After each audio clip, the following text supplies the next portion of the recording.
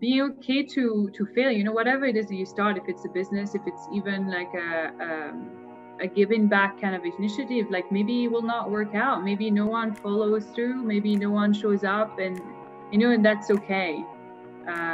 But it's only through experience that you can get it, you learn. As I said, like I've had yoga classes where only my mom came.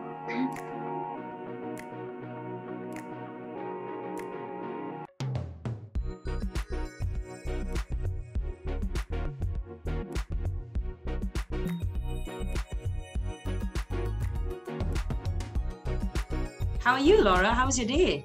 Good. Thank you so much for having me, Matilda. We kind of met in the middle of CBD. I had a day job, you had a day job. What made you choose yoga as your vehicle for change? And I still have a day job. Just in full transparency, I haven't jumped off the boat like you have. When I did my yoga teacher training, that was more than 3 years ago. I really had the intention of creating a platform and a community to practice yoga with a purpose. For me, yoga has really been very impactful in my life, like just as a personal level. And I felt like there was not enough offering to provide yoga classes with a different purpose and a different meaning.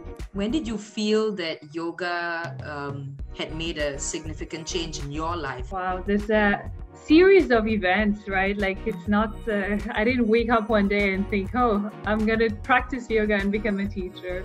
And this one time we were doing an office Christmas event thing. I remember the company said, what can we do that on a smaller budget? And I said, hey, I have an idea. Why don't we get a yoga teacher to come to the office and run a class, but more in a fun way, kind of partner. So I invited one of my teachers, her name is Sherry, to come over. And it was just so great to see people who would otherwise not practice connect through the practice and really surprise themselves with what they were able to do and just be in the moment. And this is really when it ticked for me to, I want to be able to provide this kind of experience to people. Well, I mean, you know, something that I was wondering, right? What's like the big challenges that you have towards doing yoga for change? Does it come from like when you were explaining the concept to people and they just don't get it? Or, you know, funding it or keeping it going or the admin? What is some of the really big challenges that you face? I think that there's an external challenge and then there's like an internal challenge. For a studio, it's quite a different model, right? Because usually a studio would give you a certain pay and then that's it. But when you do it for charity, you kind of expect like if people come and think it's for nonprofit, then they want the money to go for nonprofit. So finding the balance there and discussing this with studios has been, I think, a bit of the struggle. And that's why I ended up teaching a lot like outdoor classes, because then there's no rental cost or anything like that, right?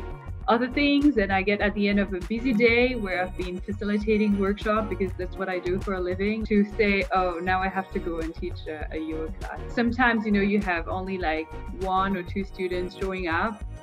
So to keep going even when these things happen, which is fine, you know, like life happens and people get busy and so on. So I think, yeah, over the years, it's been always like reinventing how I run the sessions to keep it going. I think it's your energy as well. Like you have this very like calming, relaxed energy. Are you always that person, this very zen person? Let's be real, right? My dad is from Sicily. I have crazy blood running in my veins. Not to go into any stereotypes. So when I found yoga, I think it really helps me to be centered.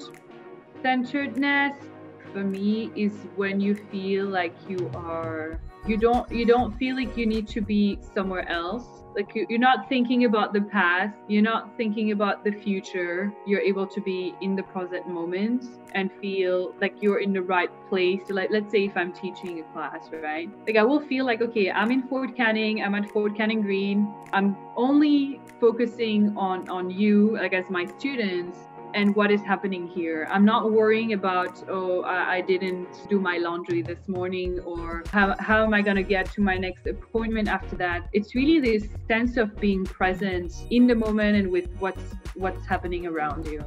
What I love is that you had this idea and you are like, all right, let's just do it. But I think what you've proved with your Zoom call with Singapore Shipping Association and the fundraising is that we can do this over these kinds of mediums. Life can still continue. A lot of the impact that we want to do also can continue. I guess as my last question is more of what's on the wish list for Laura Zac to move Yoga for a Change forward? To a certain extent, I hope that one day I can do a little bit more Yoga for a Change, right? Like I think the scope that I have right now is still like quite limited, both in terms of fundraising and in terms of reach. Thank you so much, Laura, for taking the time for having this chat with me. I wish you all the best with Yoga for a Change, and I'm looking forward to your tour to Pasir Ris. Thank you so much, Matilda. And yes, you're welcome. And let's do it.